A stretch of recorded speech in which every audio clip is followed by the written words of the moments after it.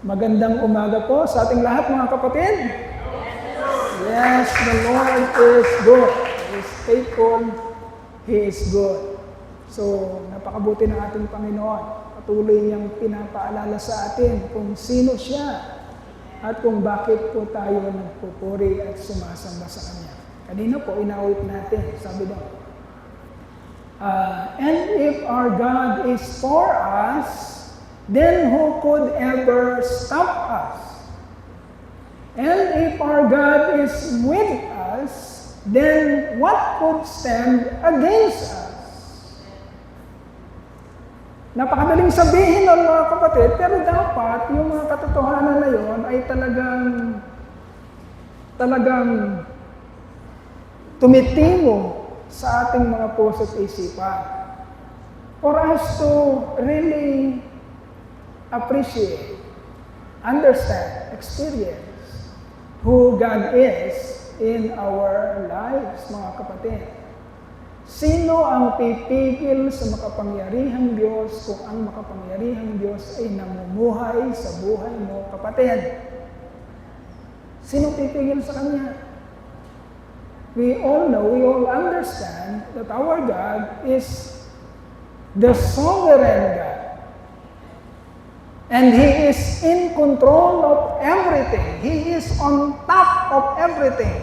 Walang pwedeng sino mang humarap sa Kanya, sagupain siya, at tatalunin siya. Walang ganun, mga kapatid. Lahat ay nilikha niya, lahat ay nilalang niya. Walang anuman tayong makikita na hindi nanggaling sa Kanya.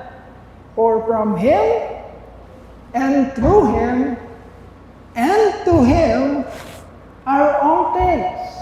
Kaya tayo nagbibigay ng papuri at pagsamba sa Kanya. Wala tayong may pagmalaki. Lahat ay nanggaling sa ating Diyos. At ang Diyos ay nagtatagumpay, mga kapatid, because we also understand, hindi lang niya sinabi na malakas ako. Hindi lang niya sinabi na magaling ako. Hindi lang niya sinabi na ako ang makapangyarihan sa lahat. Hindi lang niya sinabi yun. Ginawa niya yun at pinakita niya yun sa atin sa pamamagitan ng pananagumpay ng ating Panginoon Jesucristo. Yan yung second song na inawit natin. Christus Victor. Ang mapanagumpay na Panginoon Jesucristo. Hindi siya matigilan ng temptation. Hindi siya madaig ng temptation. Hindi siya madaig ng kasalanan. Hindi rin siya nadaig ng kamatayan, kapatid. Pinakita niya that He has also power over death. Yung kinatatakutan natin, yung pinangangambahan natin, yung kinakaiwas-iwasan natin, mga kapatid, pinakita ng Panginoon na hindi siya kayang pigilan. Amen. Ang kamatayan. He is also the Lord and the controller of death.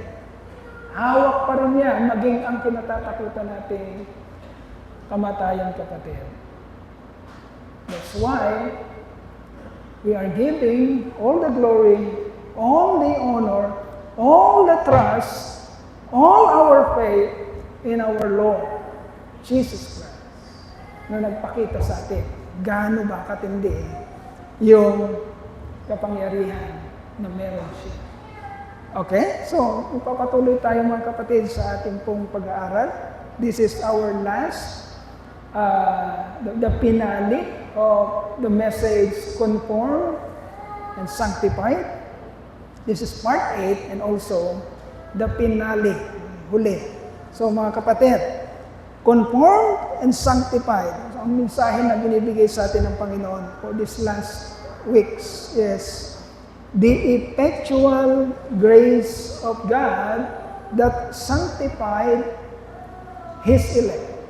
The effectual grace of God that sanctified His elect. Okay? Tandaan natin mga kapatid. Tandaan natin.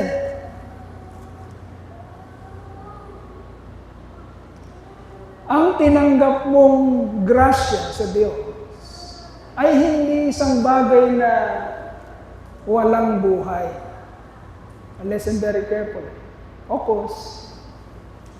Ang tinanggap mong grasya sa Panginoon ay isang bagay na, ay hindi isang bagay na walang buhay o walang katuturan. Tandaan mo yan, kapatid. Hindi ganon ang tinanggap mo sa Diyos.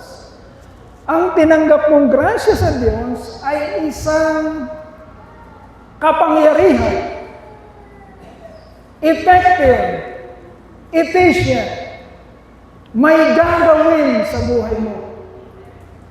Hindi lang ito yung tinanggap kong grace, ligtas na ako. Hindi lang yun. Yun yung dulo na mararanasan mo. Buhay na walang hanggan. Ang grasyang tinanggap mo ay kapangyarihan, mga kapatid, na magpapabago ng buhay mo. Hindi pwedeng sasabihin mo na ikaw ay tumanggap ng grasya ng Diyos and then walang nagbabago sa buhay mo. Ngunit tandaan natin mga kapatid, tandaan natin, lahat tayo, pare-pareho tayo ng pinanggalingan. Yan ang sinasabi sa Romans chapter 3, verse 23. Walang magaling dito. Wala. Yan ang sinasabi ng Romans 3:23. For all have sinned and fell all short of the glory of God. So lahat tayo mga kapatid, kailangan maintindihan natin na wala tayong pwedeng ipagmalaki sa harapan ng Lord dahil lahat tayo bagsak, walang nakapasa sa kanyang paningin. So no one is innocent in this world. Kaya hindi tayo magtitinginan na magyayabangan tayo. Mas magaling ako sa'yo. O mas ano ako sa'yo, mas matalino ako sa'yo, o mas meron akong kakayanan sa'yo. Hindi tayo magtitinginan sa ganung paraan. Because we understand that no one in this world is innocent and no one deserves to be saved. Okay? Tandaan mo, hindi mo deserve na masave ka, na maligtas ka. Tandaan mo yan, ilagay mo yan dito. Para pag naglalakad ka sa mundong ibabaw, wala kang kayabang-yabang. Wala. Kang magyayabang kasi hindi mo deserve talaga na maligtas. Listen very carefully. Dahil yung unang step ng appreciation sa kaligtasang tinanggap mo, listen very carefully, ang unang step para ma-appreciate mo ang kaligtasan ay yung maintindihan mo that you do not deserve salvation.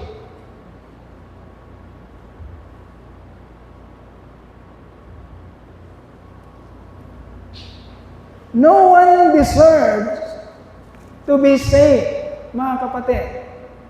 Ngayon, pag naunawaan mo na yun, naintindihan mo yun, mga kapatid, eto ka na ngayon, tinanggap mo ang kaligtasan, papaunawa naman sa iyo ng Panginoon.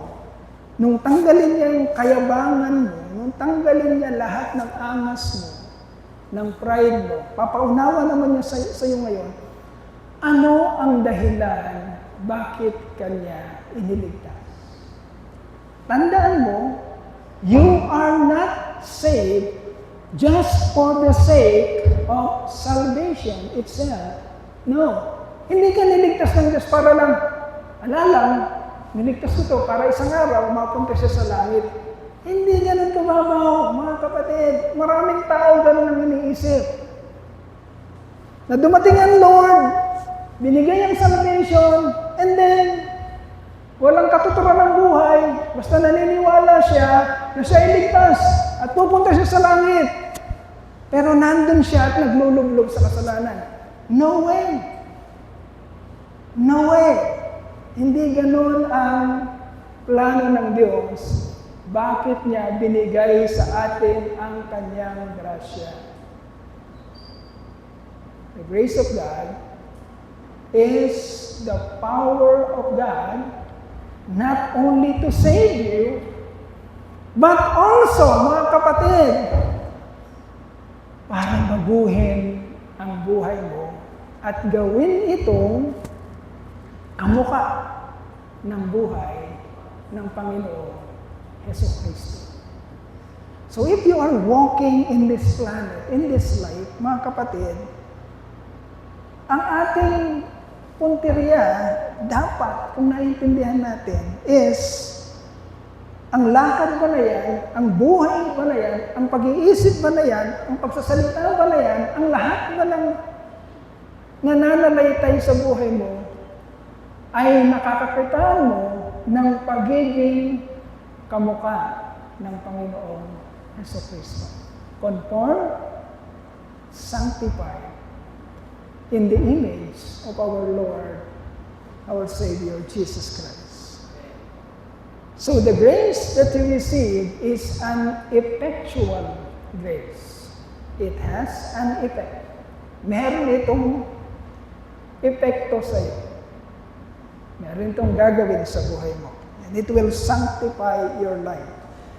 So we have our text for today, Romans chapter 8, verses 9 to 14. Romans chapter 8, verses 9 to 14. And for our last session of this point, conform and sanctify, mga kapatid, papakita sa atin ano yung epekto nito. Ano yung epekto ng grasya ng Panginoon sa ating buhay kapag ito ay sumapit na sa iyo. Kapag ang grasya ng Diyos ay talagang nandyan na sa iyo. At kagaya ng ating laging pinag-uusapan, pagka pinapakinggan natin ang mensahe ng Panginoon, mga kapatid, huwag kang titingin sa iba na parang ikaw, made ka na. Hindi mo na kailangan ng mensahe at tumitingin ka sa iba. Tumitingin ka sa lahat na parang ikaw, alam mo na yung mensahe at ito ay nangyayari na sa iyo, kaya naman, hindi na ito para sa iyo, para na ito sa iba at tinitingnan mo yung iba kung nangyayari sa kanila. No. Hindi gano'n, mga kapatid. Ang mensahe ng Panginoon, una sa lahat, higit sa lahat, ay para sa atin. Hindi tayo exempted dito. Tingnan natin, ito ba yung nangyayari na sa ating buhay? At kung sa grasya ng Diyos nangyayari na ito sa ating buhay, paano ang mensahe ay nakakatulong sa atin, kung ito ay nangyayari na sa atin, para maibalita natin ito sa iba, nang sa gayon matulungan sila na ma-experience din at maganap din kung ano ang ginagawa na ng Panginoon sa atin ngayon. That is the goal, mga kapatid. Pero una sa lahat, tingnan mo kung ito ay nangyayari na talaga sa buhay mo. Para naman, maging mahusay kang tagapagdala ng Panginoon sa mga mensaheng pinagkakatiwanan niya sa iyo. Okay. Romans chapter 8, verses 9 to 14. Let us read.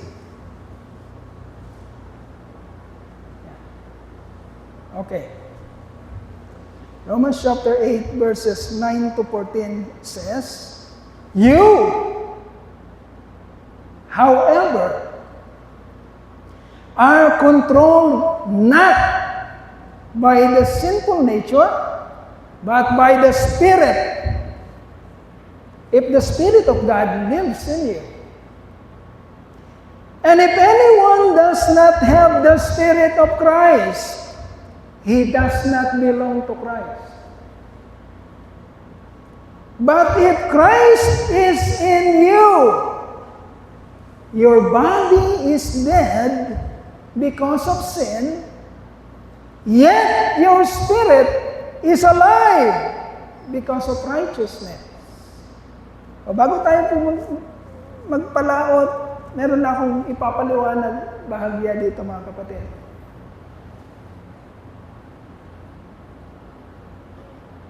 Yan. Pansinin niyo yung mga salita dito, mga words na spirit. May mapapansin kayo dyan na spirit na capital, listen very carefully, na capital letter, like this one, capital, and this one, capital. But meron dito, maliit. Okay? So yan, papaliwanag natin. Magkaiba yan. Iba yung Holy Spirit na nag-i-indwell sa'yo, at iba rin yung Spirit na binuhay ng Diyos sa'yo, sa born-again experience. Okay?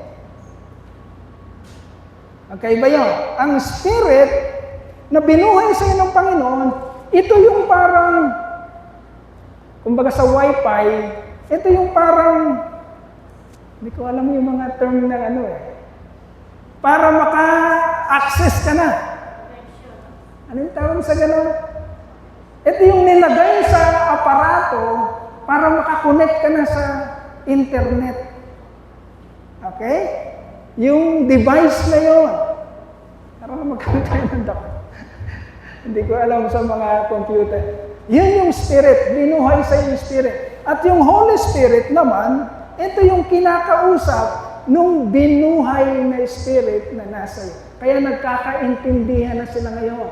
Dati, nung patay ang Espiritu mo, nung hindi ka pa born again in Spirit, nung hindi mo pa na-experience ang regeneration, mga kapatid, hindi ka Wi-Fi ready.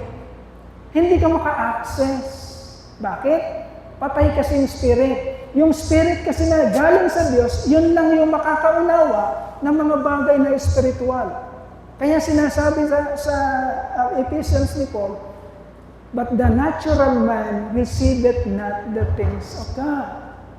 Ang natural man, hindi siya nakaka-receive. Bakit? Patay yung Spirit niya. Ngayon, binuhay ang Spirit mo. Ito yung small letter S. The Spirit of man na galing sa Diyos. At ang Holy Spirit, sila yung nag-uusap. Kung wala ka nun, wala kang access sa Diyos. Tama? Amen. Kung hindi ka pa na-born again, wala ka nung Spirit na yun, patay yun, kaya hindi ka maka-access sa Diyos. So, yun lang. Okay? But if Christ is in you, your body is dead because of sin. Listen very carefully. Yet, your spirit is alive because of righteousness. And if the Spirit of Him, meaning the Holy Spirit, who raised Jesus from the dead, is living in you, He who raised Christ from the dead will also give life to your mortal bodies through His Spirit who lives in you. Therefore, brothers, we have meron palang obligasyon ng Kristiyano. Ayan, sinasabi diyan. Therefore, brothers, we have an obligation. But it is not to our sinful nature to live according to it, for if you live according to the sinful nature, you will die. Okay? Okay. Hindi ibig sabihin nito mga kapatid na walang assurance ang salvation. Pinapakita lang ni Apostol Pablo, mga kapatid, na mayroong dalawang umaalipin sa atin. Kagaya ng pinag-aralan natin. Listen very carefully, sundan yung mabuti. Para mawala sa yung kaguluhan sa isip niyo. Talaga bang pag naligtas na, ligtas na? Bakit may mga sinasabi parang hindi ligtas, parang gano'n? No. Okay? Dati alipin ka ng kasalanan. At wala kang magawa, hindi ka makahulagpos dito kasi alipin ka ng kasalanan. Okay? Ngunit, hinango ka na ng Panginoon, niligtas ka, nilipat ka ngayon dito sa pagkaalipin pa rin, saan? Sa katuwiran at sa Espiritu. Pinapakita ni Apostol Pablo na hindi ka na pwede doon. Hindi na dapat mangyari yan. Kasi kung nandito ka at patuloy ka sa pagkakasala, ang sabi dito, walang ibang pupuntahan yon. Ang isa lang pupuntahan nun, death, kamatayan. Ibig sabihin, pinapakita ng buhay na yan na hindi ka pa talaga nailipat dito. Kasi nananatili ka pa sa pagkaalipin sa kasalanan. Ang ibig sabihin, you profess with your mouth that you are Christian, pero hindi ka totoong Kristiyano. Magkaunawaan tayo, kasi ayaw natin dito ang tawag dito, nilalaro natin ang isipan ng tao na sasabihin natin, ligtas ka, pero nakikita natin, nandito siya. Ang gawain dito, mga kapatid, ay kasalanan. At iisa lang ang pupuntahan nito. Saan ito pupunta? Sa impyerno, death. Sabi dito, therefore, brothers, we have an obligation, but it is not to the sinful nature to live according to it. Tapos ka na dun sabi ni Apostol Pablo, ba't nandyan ka? Ay malinaw naman, tapos ka na dyan, ba't nandyan ka? For if you live according to the sinful nature, sabi ni Apostol Pablo, kung namubuhay ka dyan, according to your flesh, sabi ni Apostol Pablo, you will die. Nandyan ba yan? Or if you live according to the sinful nature, walang ibang pupuntahan yan. You will die.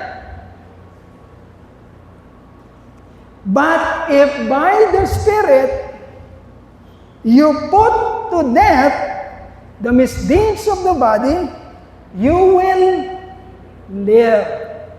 Okay? Malilinaw yan. Ayaw lang linawin ang isip natin kasi gusto natin dito. Kaya pinapalabo-labo natin, kinukontrol natin ang mga imagination natin, kinukontrol natin ang explanation, although napakalinaw, kasi gusto natin maglagay dito. Gusto natin ang kasalanan. And at the same time, gusto rin natin ang salvation. Hindi mangyayari yun. Hindi mangyayaring, hindi mangyayaring gusto mo ng salvation, and at the same time, gusto mo rin nagbababad ka sa kasalanan. No way. Magkakalinawan tayo mga kapatid. No way. Hindi ganun ang tinuturo ng banal na kasulatan. Because those who are led by the Spirit of God are sons of God. Sino yung mga anak ng Diyos? Sino daw yung mga anak ng Diyos? Sila na pinangungunahan ng banal na Espiritu. Sila yung mga anak ng Diyos. At pag pinangungunahan ka ng banal na Espiritu, mga kapatid, nasan ka? Nandito ka ba? O nandito ka? You are slave to righteousness. Okay. What are the effects of God's grace? Para maintindihan natin, ano ba talaga yung grace na yan? Ano ba yung ginagawa ng grace na yan sa buhay natin? Ang gusto lang natin pumasok sa isip natin, yung kababawan na, by the grace of God, I am saved. Okay. Tama yun. By the grace of God, we are saved. Tama naman. Pero may ginagawa ang Diyos sa mga taong binigyan niya ng grasya. May epekto yung grasya na ipinamigay ng Diyos sa kanyang mga hinirang. Kaya kung ikaw ay isang hinirang kapatid, ganito ang magiging epekto sa iyo ng grasya ng Diyos. Listen very carefully. Ito ang magiging epekto sa iyo. Number one, I'm sorry, hindi ko na naisulat hindi ko na napasulat kay Brother Medel. Effect number one na makikita natin sa verse 9 and 10 is you will be empowered to serve God and do His will, not mechanically, but sincerely and wholeheartedly. wholeheartedly. Wala yan dyan. Pasensya na kayo. Hindi ko na nahuli. Medyo gabi na. Okay, yun ang epekto. Tinanggap mo ba ang Espiritu ng Panginoon? Tinanggap mo ba? Na-born again ka ba talaga? Anak ka ba talaga ng Diyos? Ligtas ka ba talaga? Namumuhay ba talaga sa iyo ang grasya ng Diyos? Ito ang unang epekto sa iyo. Ang unang epekto is, you will be empowered. Ano ibig sabihin ng empowered? Ano ibig sabihin ng power? Kapangyarihan. Magkakaroon ka ng kapangyarihan. Listen very carefully. Ng kapangyarihan na na maglingkod sa Diyos at gawin ang kanyang kalooban. Not mechanically, hindi ibig sabihin, ang ibig sabihin ng mechanically, mga kapatid, sa ayaw mo at sa gusto. Linggo na naman ba? Maliligo na naman ba ako? Gigising na naman ba ako ng 4:30 ng umaga? Linggo na naman, sarap ng tulog. Ganda ng sarap ng lamig ng panahon. Gising na naman ba ako? Ayan, mechanically yun, parang meron ka lang obligasyon na kahit sa ayaw at sa gusto mo, gagawin mo kasi yun ay utos. Okay? Iniligtas na tayo ng Lord. No? Iniligtas na tayo ng Lord sa utos. Pakinggan mabuti. Dati yung tayo nung nasa law. Nung nasa law tayo. Sumusunod tayo dahil ito ay utos kasi. Nagkakaintindihan mga kapatid. Yun yung dati mong kalagayan na ipinapaliwanag sa Romans chapter 7. Minsan tatalakayin natin yun sa theology class. Yun yung dati mo. Sumusunod ka dahil utos kasi. Ba't ka nag-church? Si Papa. Gusto mag-church to me. Si Mama kasi. Yan yung utos. Nandito ka. Pero nandito ka dahil inuutosan kang pumunta dito. Ala ka na doon. Niligtas ka na ng Lord sa law.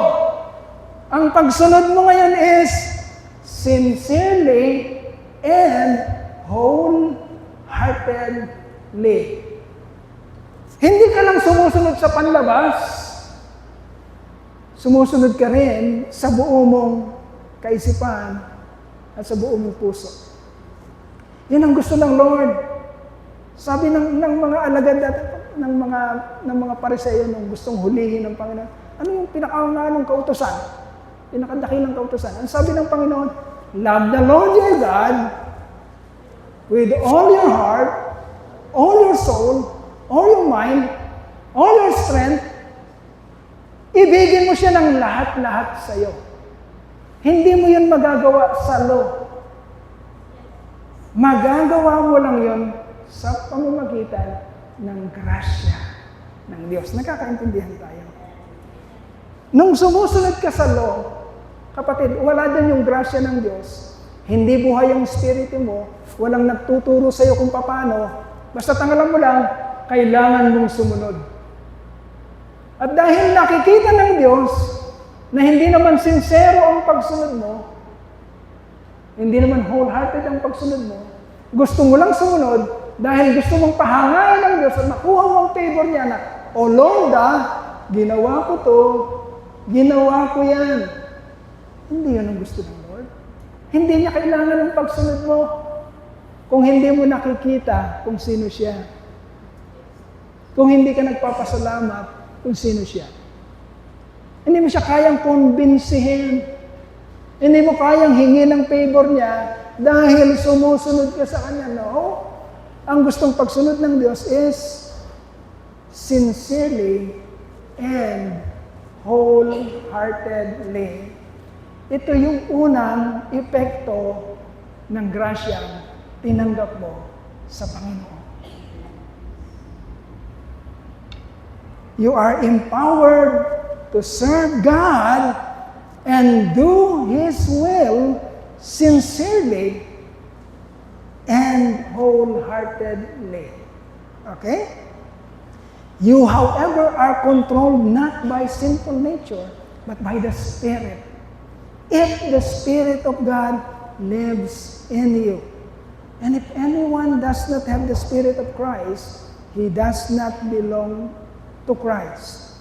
But if Christ is in you, your body is dead because of sin, yet your spirit is alive because of righteousness. Yun ang unang pagbabagong makikita mo sa sarili mo. Dati mga kapatid, sumisimba ka rin naman. Naglalagay ka ng belo, minsan kung meron kang gustong hingin sa Lord, papahangain mo ang Lord, gagawin mo ang mga bagay na ridiculous, luluhod ka sa church, lalakad ka ng paluhod hanggang doon sa altar, kukuha ka ng pamalo sa likod, hahatawin mo yung sarili mo. Gusto mong pakitaan mo ang Lord na, Lord, may kaya akong gawin para makuha ko ang pabor mo. Anong sasabihin ng Lord? Maruming basahan yan. I do not, ano sabi niya? I do not desire sacrifice. I desire mercy. Yung sacrifice kasi mga kapatid, pwede mong gawin yon without really working in your heart and in your mind. Gusto mo lang pakitaan. Gusto mo lang pakitaan ng madlang people at ang Diyos na, ito may ginagawa ko sa likod ko para sa Diyos to. Wawasakin ko ang likod ko. Papaanuhin ko yung dugo. May gagawin ako para sa Lord. Gusto mo lang pakitaan. But walang talab yun sa Diyos. Tandaan natin. Yun tayo dati. Nung control tayo ng sinful nature natin. Pero ngayon mga kapatid, tayo ay control ng Espiritu ng Panginoon.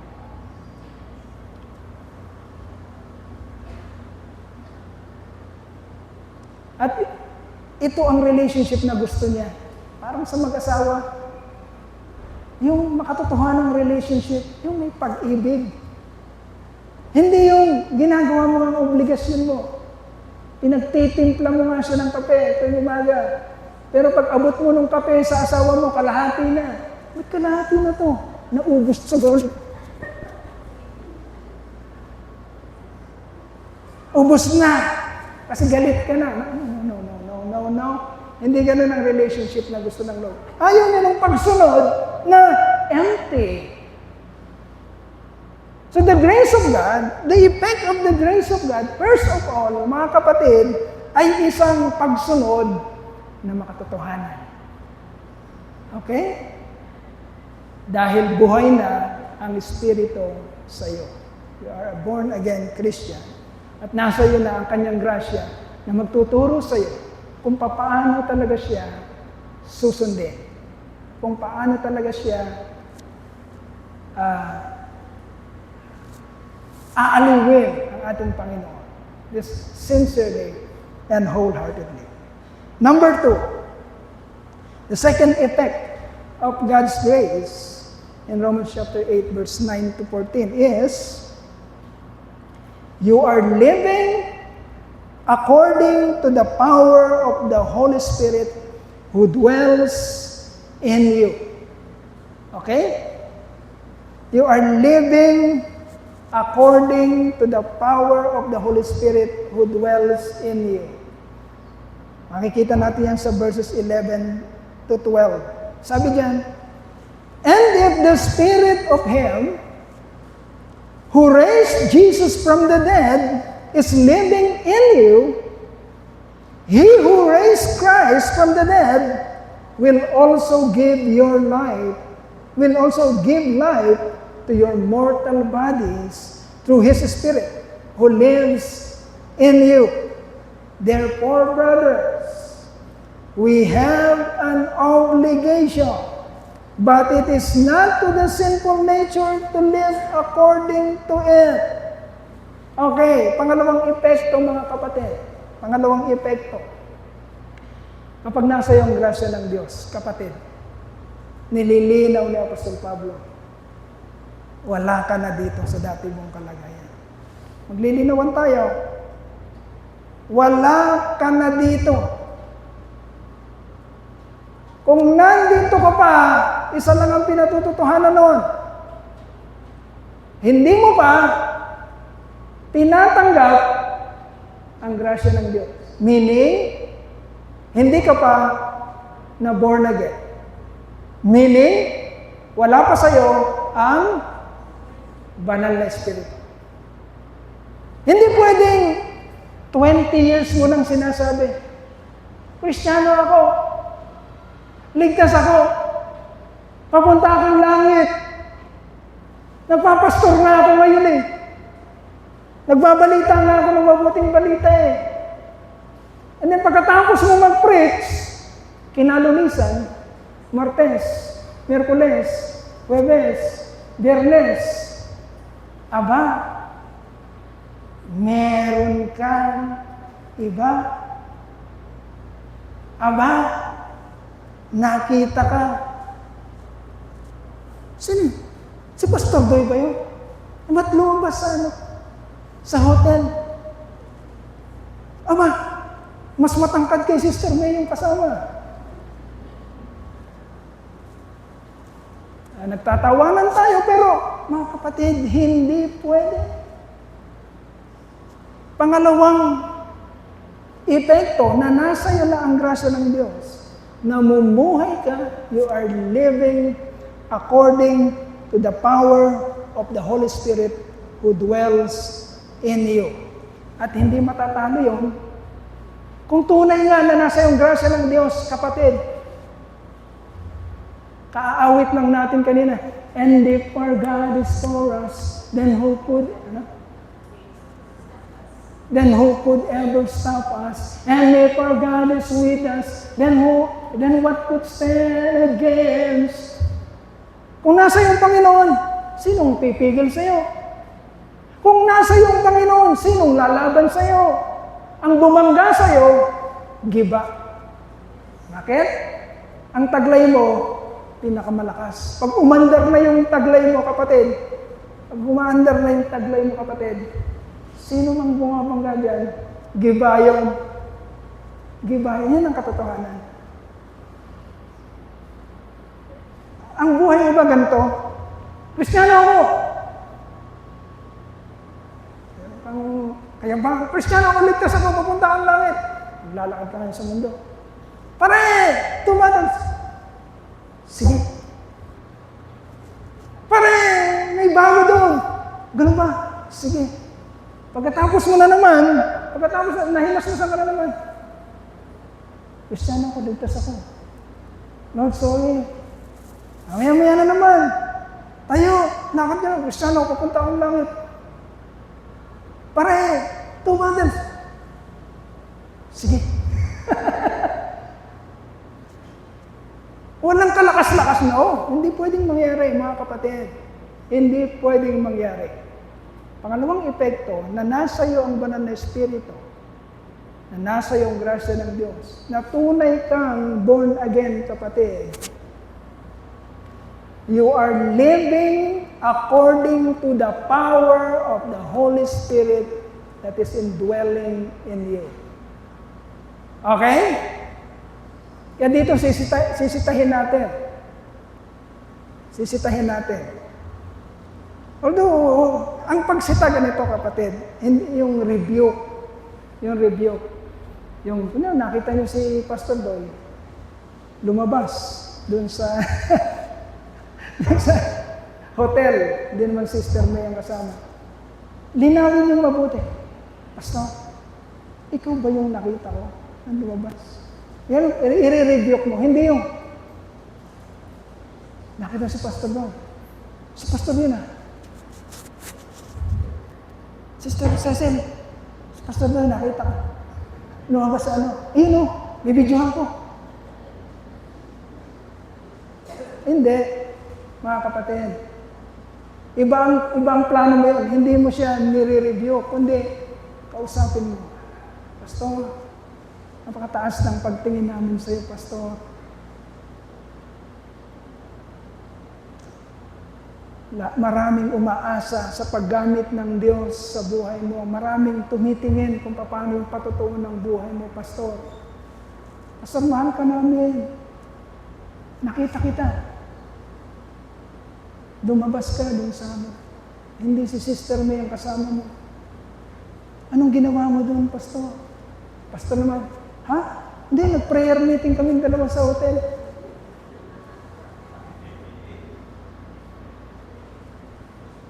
I-rebuke mo ang pastor mo. Kung hindi siya, tawag dito, maniwala o tumanggap sa kanyang pagkakamali, problema niya yun. Nagawa mo na yung obligasyon mo, na sabihin mo sa kanya kung ano yung nakita mo, gusto mong napatunayan mo na ginagawa niyang kamalian.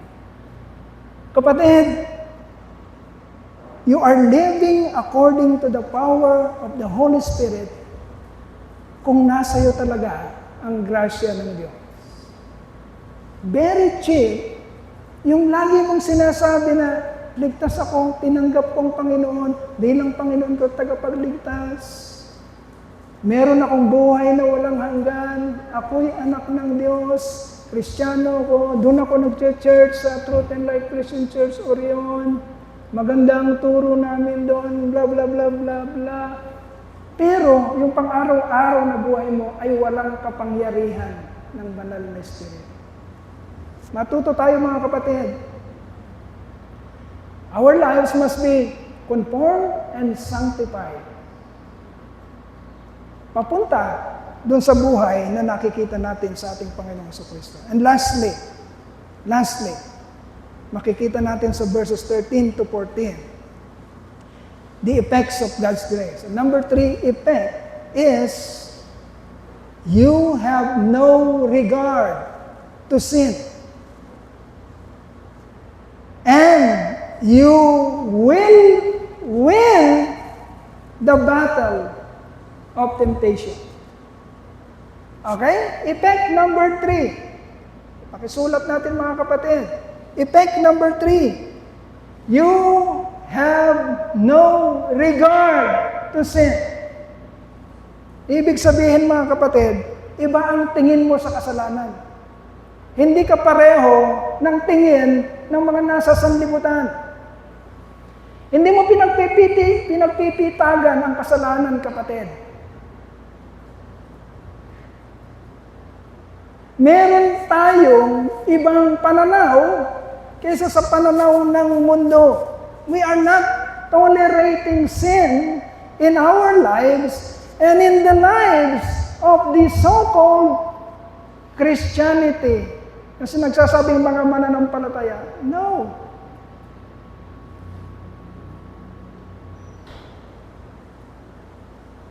Hindi natin ito tinatanggap basta-basta. Kunyari mo, napatunayan nyo na si pastor pala talaga ay may ibang babae. Napatunayan nyo talaga na si Pastor Doy ay may ibang babae. Mga kapatid, we are not tolerating that. Anong gagawin nyo? Pastor Doy, kailanman hindi ka na pwedeng tumindig dyan kapag linggo para magminsay sa amin. Nagkakaintindihan tayo mga kapatid. Hindi yung nakita nyo na, napatunayan nyo na talaga na si Pastor Doy ay meron talagang kinakasama. At sasabihin nyo sa isip nyo, iyan mo na. Tao lang din si Pastor Doy. Yung mabait naman si Pastor Doy. Iyan mo na siyang tumayo. Mahala ng Lord sa kanya, papatawarin naman siya ng Lord. Mga kapatid, hindi ito patungkol sa pagpapatawad, sa pagmamahal natin sa isa't isa. Hindi natin inaalis na mahal natin ang isa't isa. Hindi natin tinatanggal yun. Hindi natin tinatanggal na papatawarin natin ang mga kapatid pag nagkasala sila. But we are not tolerating sin. Okay? Kapag napatunayan na si Pastor Doy ay meron talagang grabeng kasalanan na ginagawa, kapatid, hindi na pwedeng tumindig si Pastor Doy upang magbigay ng mensahe para sa Panginoon. Amen. Hindi na. Ever. Pwede pa ba siyang dito sa church? Of course. Pwede bang umattend si Pastor Doy dito? Siyempre. Ba't saan niyo itatapon si Pastor Doy? Hindi siya pwedeng itapon sa kung saan-saan. Kailangan niyang patuloy na makarinig ng salita ng Diyos. Baka nagugulumihanan siya. Pero kailanman si Pastor Doy ay hindi na pwedeng tumindig dito. Bakit? Hindi na siya magiging effective. Ang kapangyarihan ng Diyos ay hindi na magiging effective sa Kanya. Dahil nagkaroon na ng bahid ang pagkatao niya bilang isang messenger of God. Pero pwede ba siyang maging mananampalataya na nakaupo dyan? Pwede po. Magkakaintindihan tayo ha. Pwede pa rin umupo dyan si Pastor Ray at makinig kung sino man yung ilalagay ng Panginoon dito. We have no regard to sin. Kailangan alam natin kung paano natin i-handle ang kasalanan, mga kapatid. Hindi pwedeng tinotolerate natin ang kasalanan. Hindi rin naman natin inaalis na ang isang tao ay pwede pang magbago. Okay? Nagkasala siya, okay? Kung leader siya, pwede siyang tanggalin sa leadership. Kasi hindi na siya pwede doon. Dahil may panuntunan ang Biblia kung sino yung dapat na mga magiging leader sa iglesia. Tama? Kaya hindi na siya pwede sa pagiging leader. Pero pwede pa siya sa church. Hindi tayo magtatakwil ng tao na gustong magbago. Amen? Pero kailanman mawawalan na siya ng karapatan doon sa pagiging leader o manggagawa ng Diyos. Masakit yun, pero ganun dapat ang ating treatment sa kasalanan. Ganun dapat natin nakikita ang kasalanan, kapatid. Hindi natin ito nilalaro-laro lamang. Upang sa ating kamalayan bilang iglesia, alam natin kung anong mga paninindigan natin. Hindi tayo naglalaro-laro dito. Hindi tayo gumagawa-gawa ng sarili nating mga patakaran. Sinusunod natin kung anong sinabi ng banal na kasulatan, ang panukala ng Diyos sa atin. So, the third effect is you have no regard to sin. And you are winning the battle against temptation. You are winning the battle against temptation. Ano ibig sabihin nun? Ano yung temptation? Hindi pwedeng mananampalataya kang sinasabi mo, pero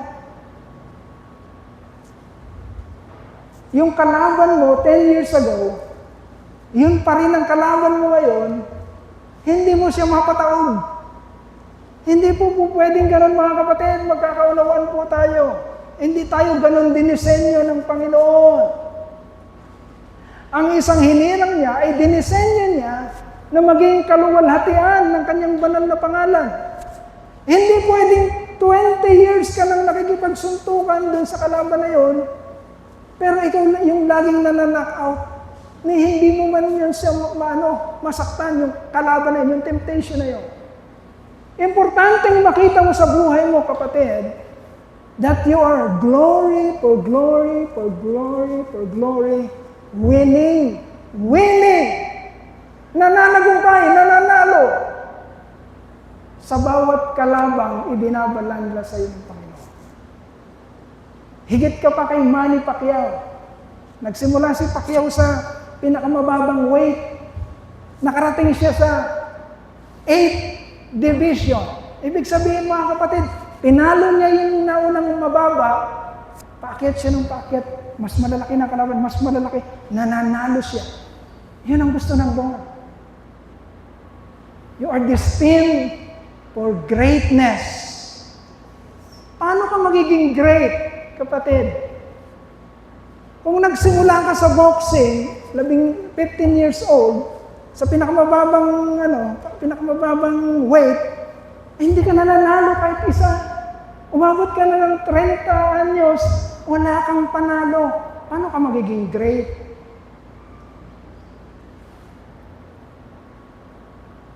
1 Remember that we are more than conquerors in Christ. We conquer. We are victors. We conquer. Tayong nananalo.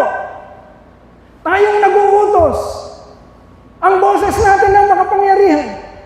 Huwag ka magsisigaw dyan sa labas. Gawin to! Ayusin ang daan! Hindi ganon. Hindi ganon.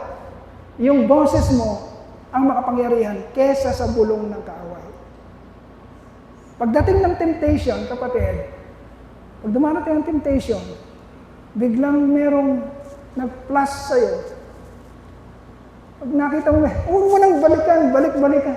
Wow! Wow! Wow! Huwag na. Ikaw ang magsasalita, magkukuman. You can say, no!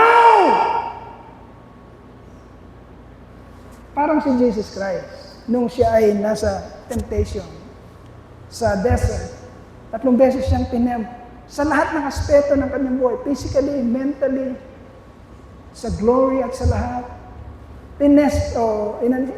Tinempt siya ng kaaway. Walang panalo sa Satan. Isa lang lagi ang sagot ng Panginoon. No? No! Ibig sabihin, I'm not allowing that suggestion. I'm not allowing that idea in my mind. I'm not allowing that sin in my life. Huwag mong papapasukin. Kasi minsan mo siyang pinapasok, kapatid, kagaya ng nangyari kay Eva. Sa panahon ng first fall ng tao, dumating yung tempter, yung manunukso. Sabi ng manunukso, talaga bang sinabi ng Diyos? Yes, sinabi ng Diyos. Oh, hindi ganon. Ha? Hindi ba ganon? Inalaw mo na siya. Pinapasok mo siya. Wag. Ang sabi ng Biblia, kapatid, pagdating ng temptation, resist! Sinabi ba resist? Pag bumubulong siya, pag nagsasuggest siya, pag nagbibigay siya ng idea, ang timano, sabi mo, pagkainis! Out! Ito na, iniinis ka na ng anak mo, o iniinis ka na ng asawa mo. Huwag mo sigawan yung asawa mo. Diablo! Lumayo ka! Huwag mo sigawan ganun yung asawa mo. Dito, the battle is in the mind. O nakakainis na nga yung asawa mo, kung ano-anong sinasabi. Huwag mo nang patulan. Pag di ka pa tumigil, tatamaan ka talaga sa akin. Huwag mong sasabihin. Ganon. Hindi ganon ang kundi dito sa isip mo. Nandiyan ang temptation. Gusto kang kayagin doon sa court ng kalaban. Wala kang panalo doon. So, resist the devil. Pag nandiyan na, no! Sa isip sa isip. Baka pag sinabi kasi, magsahin ka na, no! Maglabak na, no! Resist, sabi ng Biblia, resist the devil and you are the devil and he will flee. No! And then, dito sa isipan, sabihin mo, Lord, give me your strength. Give me your long-suffering, your patience, Lord God. The fruit of the Spirit, Lord.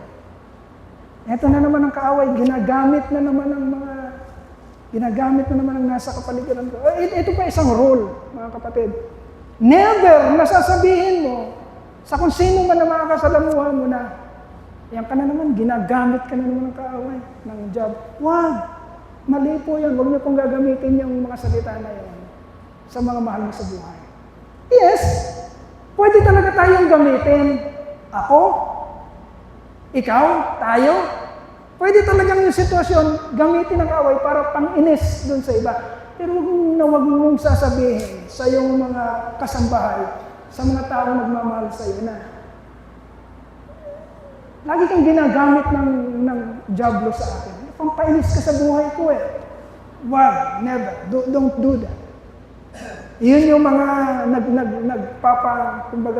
nagpapa-spark ng relationship. No. Wag, hayaan mo ikaw ang nagpo-communicate sa Lord. Pag-pray mo ang sitwasyon. Resist it. In your mind, in your spirit. Lord, eto na naman. Hindi na kami nagwagi dito. Ilang taon na kami nagsasama. Pero bakit paulit-ulit, Lord? Hindi na kami nagwagi. Ang unang hakbang is, okay, I will be the one who will step down.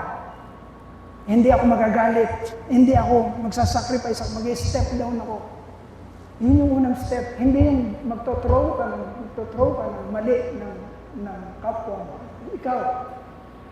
Bakit ganun, Pastor? Lagi bang ganun? Because the example of our Savior is like that. Sino yung unang nag-step down? Para maabot tayo. Ang Diyos, ang Panginoong Jesucristo. Ang Diyos. Sinong may mali? Sinong may mali? Bakit siya ang unang nag-step down? Yung Diyos ay wala naman siyang mali. Yun ang example natin. Okay? Huwag mo ilagay sa isip mo na, hindi. Kailangan matuto to eh. Palagi siyang ganyan. Kailangan matuto yan. Kaya ganitong gagawin ko sa kanya para matuto siya. Titikisin ko siya para matuto siya. No. Hindi ganun ang isip ng Diyos. Nakakaunawa tayo, naiintindihan natin ang mga bagay-bagay dahil sa grasya ng Diyos. Dahil pinakita niya sa atin kung paano siya nagtimpi, kung paano siya nagmahal, kung gaano katindi ang pasensya niya, kung gaano kalaki ang pagmamahal niya, in spite. Ano yung in spite sa Tagalog? Sa kabila na paulit, ulit, nakabalastugan natin. So to conform and to be sanctified in the image of Christ, mga kapatid, para sa kanyang ikaayos ng relationship, para mag-grow ang relationship, mag-work out, ang laging desisyon ng isip is, no to all the temptation. Lalo na sa temptation ng pagkagalit. Say no!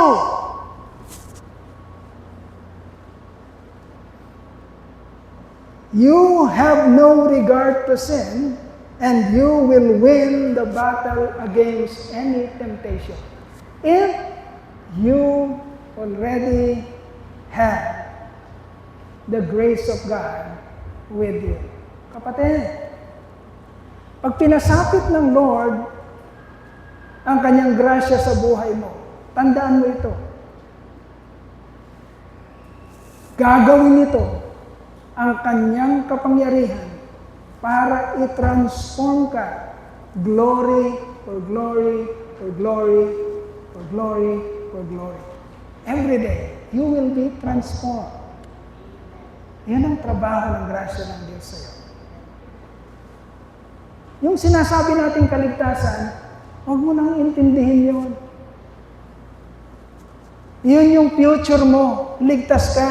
Ang iintindihin mo ngayon ay yung sinasabi dito. Okay? Ligtas ka. Born again ka. Kristiyano ka. Hinirang ka ng Diyos. Therefore, you have an obligation. Hindi na ito yung obligasyon mo sa dati mong kalagayan na pagiging makasalanan. Hindi na yan. Kundi, you are obligated, mga kapatid, to be transformed, conformed, sanctified daily in the image of our Lord Jesus Christ. Mga kapatid, yun ang gustong makita ng Panginoon sa atin bilang iglesia. We are not here to flaunt, to brag, to show off kung ano man ang meron tayo, kung ano man ang kakayanan natin, kung ano man talino natin, kung ano man yung mga ministries natin and everything. No.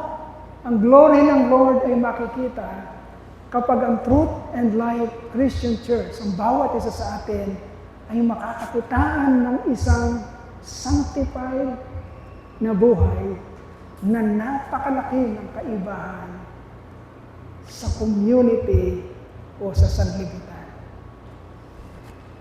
God will be glorified if all of us, the Truth and Life Christian Church, are walking in a life that are being really conformed and sanctified by God.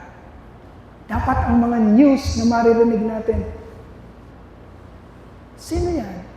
Alam mo yung tao na yan, nabe-bless ako dyan. Sino ba yan? Tiga saan ba yan? Tiga Truth and Life yan. Huwag naman ganito. Sino ba? Sino yan? Sino yung lalaki na yan? Ay, si Pastor Doyle, pastor namin yan. Ha? Pastor niyo yan? Kumbi, paano naging pastor yan? Yan yung nakita ko dun sa Nakita ko sa ganun Ayaw natin ng ganun, mga kapatid. Walang glory ang Lord sa buhay, sa ganung klaseng buhay. Gusto natin na patutuis, nakikita ng madlang people ang kaluwalhatian ng Panginoon sa pamamagitan ng buhay na nababanaan nila sa bawat isa sa atin bilang mga Truth and Life Christian Church. Tandaan natin, hindi nila kilala ang Diyos. Makikilala nila ang Diyos kung sa pamamagitan ng ating mga salita, sa pamamagitan ng ating mga buhay at mga gawa, ay magpapatotoo na meron talagang Diyos na makapangyarihan na kayang magpabago ng buhay ng kanyang mga hiniran. Okay? Palakpakan po natin ang ating Panginoon. Purihin po natin. Salamatan po natin. Hallelujah, hallelujah, hallelujah. O Ama naming dakila,